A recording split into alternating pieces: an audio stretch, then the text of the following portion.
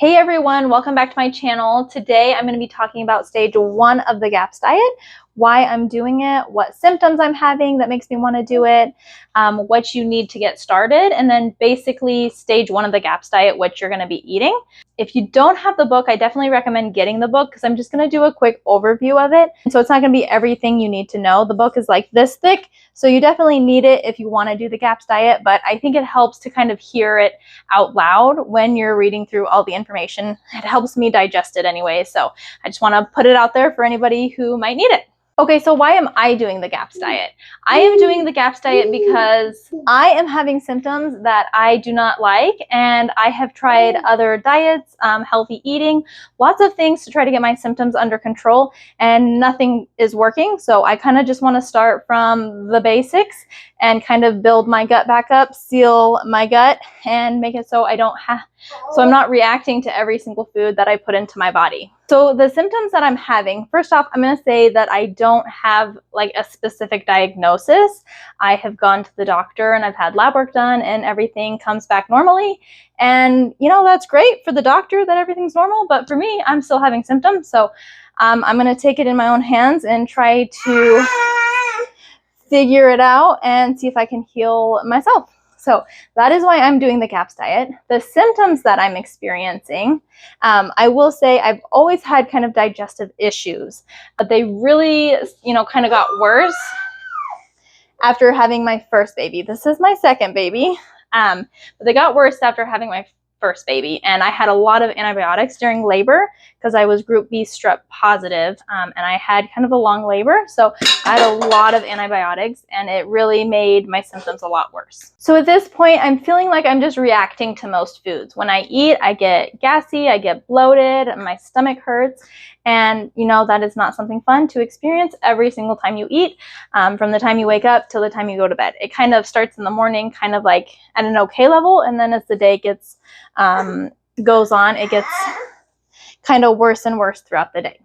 And then of course with stomach issues comes all sorts of other things, and that includes like having low energy, just not feeling all the way good, muscle fatigue, moodiness. Okay, so let's talk about preparing for the GAPS diet. From the time that I knew that I was going to do the GAPS diet to today was at least a month probably. There are some things you need to prepare, like sauerkraut, maybe finding raw milk, learning how to make yogurt, maybe stocking up your freezer with chicken stock and soup so that you don't have to cook when you first get started. So like I said, that initial time period, it took me about a month, and I also cleaned out my freezer then. There was a lot of stuff that I had in my freezer that I didn't necessarily want to waste. It wasn't bad food, but it wasn't GAPS compliant either.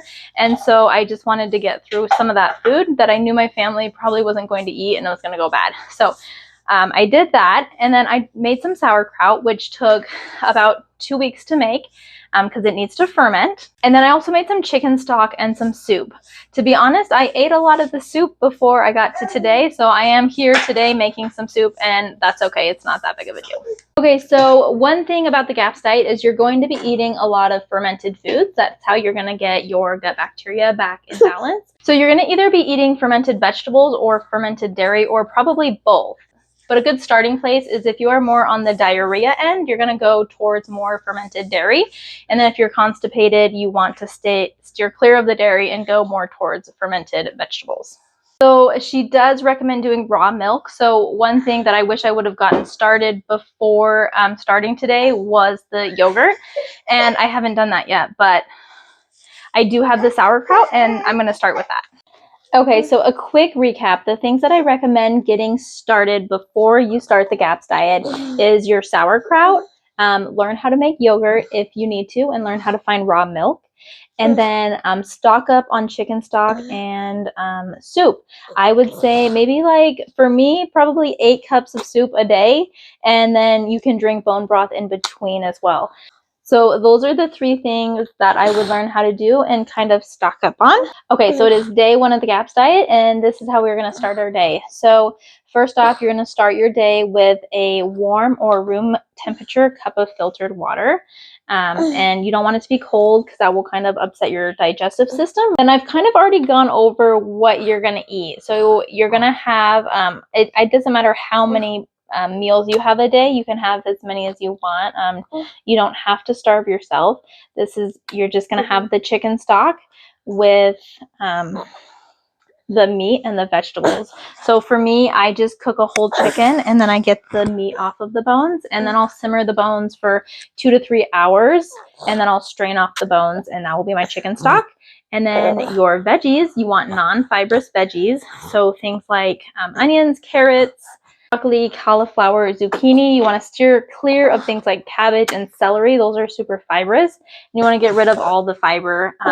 So any skin, the stalks of the cauliflower or the broccoli, and any seeds. And then you want to simmer the vegetables for 25 to 30 minutes, and you're going to have the boiled meat in there as well. So for stage 1, that is what you're going to be having. You're going to be having the stock in between meals, and then you're going to have the meals of the soup. You can get creative. You don't want any spices, but you can do fresh herbs, and then the vegetables, the meat, and the stock. You can also use whole fish and do it that way. Like I said, you need to get the book and you need to read through it, but this is a way to just kind of hear it, because I know for me, I really wanted to watch a couple videos of people who had actually done it and learn their perspective, because it is a lot of words. Oh, and if you're a tea drinker, you can have ginger, you can have chamomile, and you can have mint tea. You can just use fresh ginger and boil it, and then strain off the ginger and have ginger tea with a little bit of honey. Definitely be careful of your honey intake. If you're having a ton of honey, that's gonna set you back. Really important to have all the fat, so don't be straining off the fat. Drink the fat. That is also going to be super beneficial to you. Okay, so how do you know when it's time to move to stage 2? Your symptoms should subside pretty quickly when you start this diet. Your GI symptoms specifically. I know a lot of people who did this are probably going to have more symptoms than I have, and so it might take longer to get off stage 1. For me, I totally binged yesterday because I knew I was starting this, and maybe not the smartest idea in the world, but that's what I did.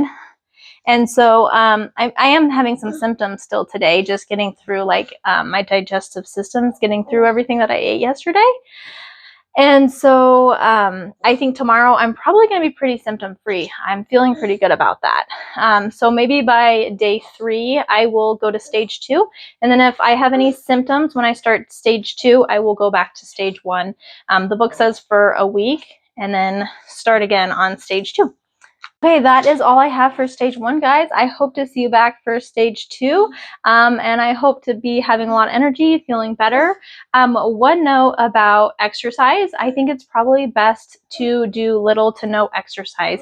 Maybe go on some walks, but just remember that this time is the time for your body to be healing itself. So we don't want to add like a whole bunch of extra stress. For me, I know that I'm not that sick. I know my body has some healing to do and some balance to get back into. So I'm going to be doing some light exercise, nothing too crazy. I'm not going to stress out my body, but I'm going to be doing some light kettlebell things and some walking. So like I said, I hope to see you. I hope to see you guys back for stage 2, and like and follow if you want to follow along on this journey. Thanks for being here.